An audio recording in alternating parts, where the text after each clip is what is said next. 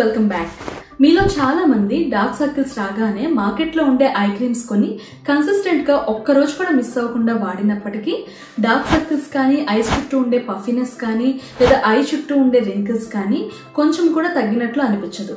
దానికి రీజన్ మార్కెట్లో ఉండే 90% ఐ క్రీమ్స్ అనేవి పనిచేయవు. సో ఇవాటి వీడియోలో మార్కెట్లో ఈజీగా ఇంకా చీప్ గా దొరికే ఐ క్రీమ్స్ ఎందుకు పనిచేయవు, మన ప్రాబ్లం కి తగ్గట్టు డార్క్ సర్కిల్స్ అవ్వచ్చు, రింకిల్స్ అవ్వచ్చు, లేదా ఐస్ చుట్టూ ఉండే పఫీనెస్ అవ్వచ్చు, ఇలా ప్రాబ్లం కి తగినట్లు ఐ క్రీమ్స్ అనేవి ఎట్లా కొనుక్కోవాలి, ఇవన్నీ ఈ వీడియోలో షేర్ చేస్తాను.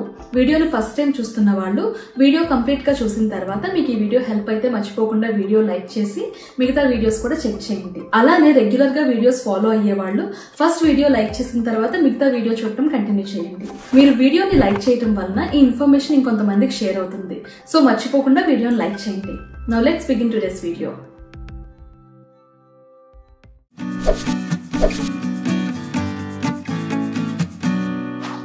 ఓకే, జనరల్ గా మనకి మార్కెట్ లో ఉండే ఐ క్రీమ్స్ 150 to 300 రేంజ్ లో దొరుకుతూ ఉంటాయి.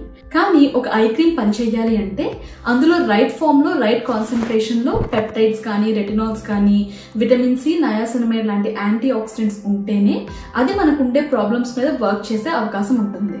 కానీ ఇలా ఐ క్రీమ్స్ ఫార్ములేట్ చేయాలి అంటే అందులో యూజ్ చేసే ఇంగ్రీడియంట్స్ అనేవి చాలా కాస్ట్లీ ఉంటాయి.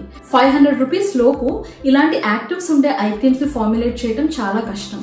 అలానే మీరు ఒక ప్రాపర్ ఐ క్రీమ్ కోసం వెతుకుతున్నప్పుడు జస్ట్ ఒక చిన్న ట్యూబ్ కానీ లేదా ఒక చిన్న టబ్ కానీ మీకు 1000 రూపీస్ అబోవే ఉంటుంది. కొన్ని బ్రాండ్స్ మాత్రం ఈ మధ్య కొంచెం కాస్ట్ ఎఫెక్టివ్ గా లాంచ్ చేస్తున్నారు, కానీ ఇన్ జనరల్ ఐ క్రీమ్స్ అనేవి కాస్ట్ చాలా ఎక్కువగానే ఉంటాయి. సో మీరు ఒక మంచి ఐ క్రీమ్ ని కొనుక్కోవాలి అంటే కొంచెం మనీ ఇన్వెస్ట్ చేయాల్సిందే. సో అలాంటి ఐ క్రీమ్స్ కాస్ట్ ఎక్కువగా ఉన్నాయి అని, తక్కువకు వస్తున్నాయని నార్మల్ ఐ క్రీమ్స్ మీరు కొనుక్కొని వాడినట్లయితే, normal eye creams in the sense అందులో ప్రాపర్ ఫామ్ లో యాక్టివ్స్ లేనివి, అలాంటివి మీరు కొనుక్కొని యూజ్ చేయడం వల్ల ఎలాంటి యూజ్ లేదు.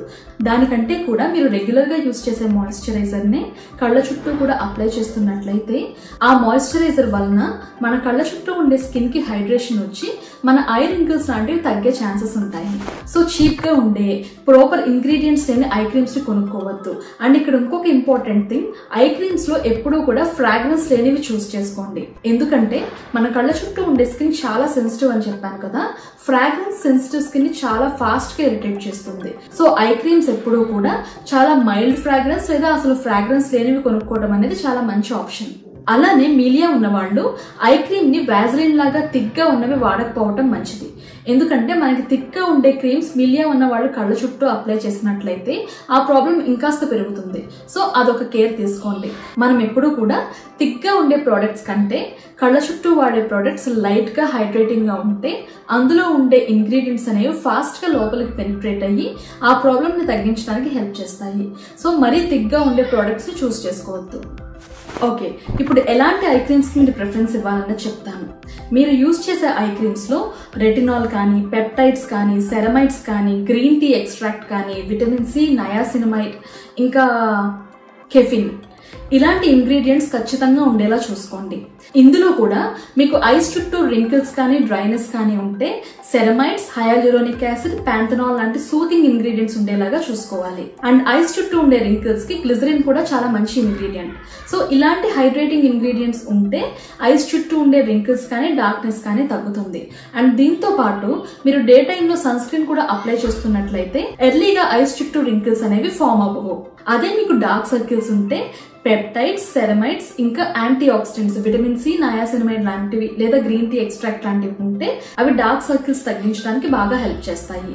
ఒకవేళ మనకి డార్క్ సర్కిల్స్ పిగ్మెంటేషన్ వలన అయితే కనుక బ్రైట్నింగ్ ఇంగ్రీడియంట్స్ ని యూజ్ చేయడం వలన ఆ పిగ్మెంటేషన్ అనేది రెడ్యూస్ అవుతుంది. అదే మీకు ఐస్ చుట్టూ పఫీనెస్ ఉంటే కనుక కెఫిన్, గ్రీన్ టీ ఎక్స్ట్రాక్ట్ లాంటి ఇంగ్రీడియంట్స్ ఉండేలాగా చూసుకోండి. సో ఇలా మీరు ఐ క్రీమ్స్ కొనుక్కునే ముందు వాటిల్లో అసలు ఏ ఇంగ్రీడియంట్స్ ఉన్నాయని చెక్ చేసుకోండి. అండ్ రీసెంట్ టైమ్స్ లో ఇవి మాత్రమే కాకుండా ఇంకా కొత్త ఇంగ్రీడియంట్స్ కూడా ఇన్నోవేట్ చేశారు. సో ఇలాంటి ఇన్నోవేషన్స్ వలన మనం వాడే ఐ క్రీమ్స్ కాస్ట్ అనేది 500 to 1000 రూపీస్ మధ్య కొన్ని టైప్ ఆఫ్ ఇంగ్రీడియంట్స్ తో క్రీమ్స్ ఉంటాయి.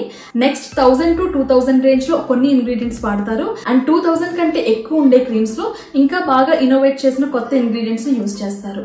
ఏదైనా కూడా మనకుండే ఐ ప్రాబ్లమ్స్ ని తగ్గించడానికి కొంచెం టైం అయితే పడుతుంది. ఇమీడియట్ గా రిజల్ట్స్ అనేవి జస్ట్ ఐ క్రీమ్ వాడటం వల్ల రాదు. సో నేను డిఫరెంట్ రేంజెస్ లో ఐ క్రీమ్స్ ని కొన్ని డిస్క్రిప్షన్ లో మెన్షన్ చేస్తాను. అలానే ఇక్కడ ప్రొడక్ట్స్ కూడా లింక్ చేస్తాను. మీరు పర్చేస్ చేయాలి అనుకుంటే మీ బడ్జెట్ ని బేస్ చేసుకుని వాటిల్లో ఏదైనా ప్రొడక్ట్స్ ని చూస్ చేసుకోండి. ఒకవేళ మీకు బడ్జెట్ లేకపోతే మీరు రెగ్యులర్ గా యూజ్ చేసే మాయిశ్చరైజర్ ని కళ్ళ చుట్టూ అప్లై చేసుకోవచ్చు. నేను నెక్స్ట్ వీడియోలో డార్క్ సర్కిల్స్ తగ్గించడానికి హెల్ప్ చేసే కొన్ని టిప్స్ ని షేర్ చేస్తాను. సో తప్పకుండా ఆ వీడియోని కూడా చెక్ చేయండి. And that's all for today. ఈ వీడియో హెల్ప్ అయితే please like the video. Me friends and ఫ్యామిలీకి కూడా ఈ వీడియో హెల్ప్ అవుతుందంటే తప్పకుండా వాళ్ళకి షేర్ చేయండి. Thanks for watching. See you in my next video. By.